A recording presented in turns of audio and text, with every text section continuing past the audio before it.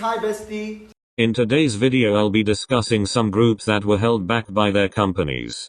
These are mainly groups who didn't get the promotion they deserved or groups where the company just flat out dropped the ball and made so many mistakes it cost the groups.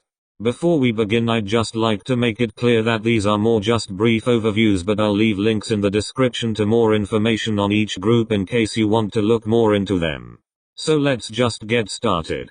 First up is GOT7. Is anyone really surprised? But for those of you who aren't familiar with their story, you might be saying, but Cherayan, GOT7 were extremely successful, had many comebacks and sold thousands of albums. How were they held back at all?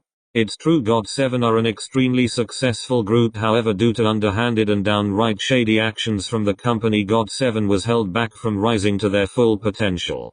First of all, the group were severely underpromoted and given very few opportunities to promote themselves in almost any way. They were given no ads or variety shows. There was a lack of effort for album distribution, where there is really no excuse since they are such a big company and have managed this just fine for their other groups.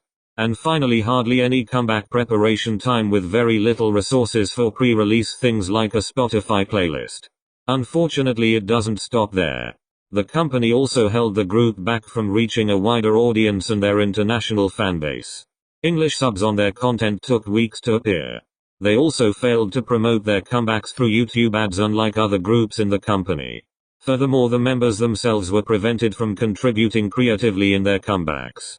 All of this which could have made the group more appealing to more people and increase their fanbase. All in all, JYP clearly held GOT7 back from reaching their true potential, which is really a shame. I didn't go too much into detail in this video, but if you're interested in finding out more, I'll leave some helpful links in the description. CLC. Where do I even begin? Cube Entertainment dropped the ball so hard on this group they broke toes. Throughout their career, Cube constantly made pretty terrible decisions for the group. And whether it was deliberate or just through bad management and ignorance, their actions still led to CLC being held back. For example, after releasing Hobo Goblin, the song did very well with international fans but tanked with their Korean fanbase. It seemed like after this, Cube panicked and released Where Are You, a chill city pop song, as an attempt to regain those Korean fans. However, they released Where Are You during summer, which was a pretty terrible move on Cube's part, as they must have known such a chill song would have got buried under the mountain of upbeat, refreshing summer songs.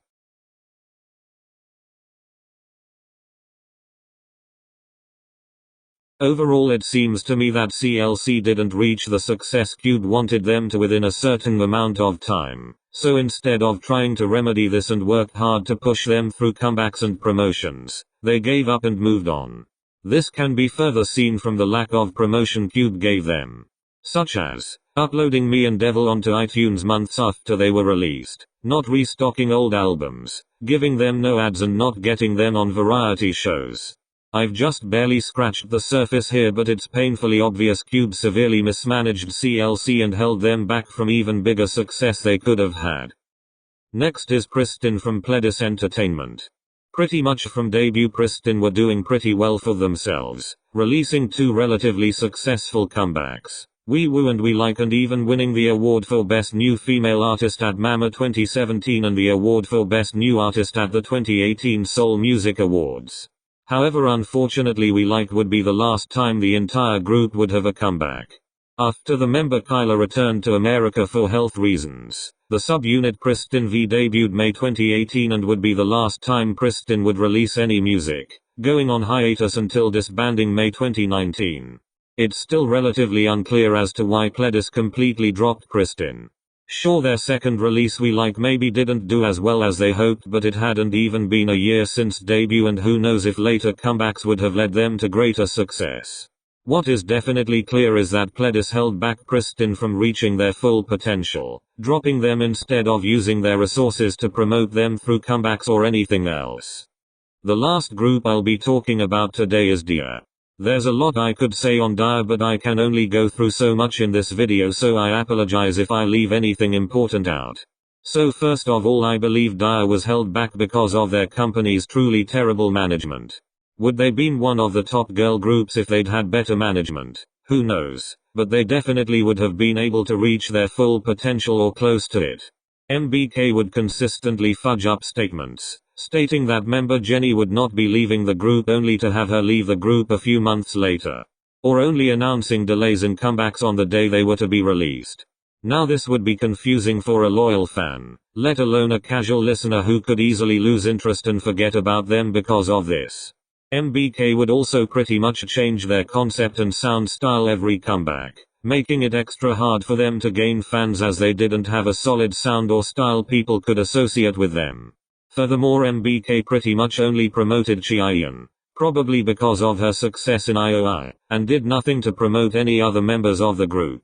Even the other members of the group felt they were Chaeyeon and friends. Because of this, I feel DIA never got to become their own group or have their own sound, and as such were held back from ever reaching their full potential as a group. Last thing on DIA.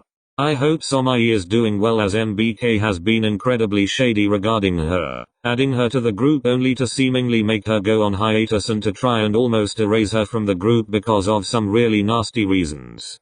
She is a really beautiful and talented girl, so I sincerely hope she's okay. That's all for today, guys. I obviously didn't go through every group, so let me know in the comments if there are other groups that you think were held back by their companies. Bye. Tell me what you want, tell me how to hold ya. And I'll tell you something good that I never told ya.